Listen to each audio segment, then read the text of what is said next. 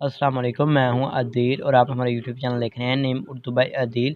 आज की इस वीडियो में बात करेंगे यास्मा नाम के बारे में। यास्मा नाम का मीनिंग क्या होता है और यास्मा नाम की लड़कियां किस तरह की होती हैं और यास्मा का लकी नंबर कौन सा होता है। तो प्लीज़ वीडियो को फुल देखिएगा क्योंकि आपको तमाम तर तफसीलात देने वाले हैं इसी वीडियो में। लेट्स स्टार्ट, शुरू करते हैं आज की वीडियो।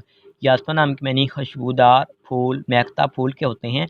अगर यास्मा नाम के हलीक ज़बान के बारे में बात करें तो ये करबी ज़बान का नाम माना जाता है। यास्मा जीन्स लड़की है। और अगर यास्मा नाम के मज़ाहिब की बात करें तो ये एक मुस्लिम नाम माना जाता है। यास्मा नाम के हामी नंबर्स 1, 2, 3, 6, 9, 15 और 24 होते हैं। यास्मा नाम का बेहतरीन वक़्त 7 PM से लेकर 9 PM तक होता है।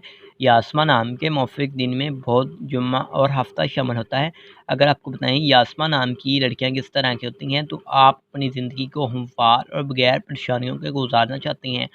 अगर हम यास्मा नाम के हाकम स्यारे की बात करें तो स्यारे में ज़हीरा शामिल होता है।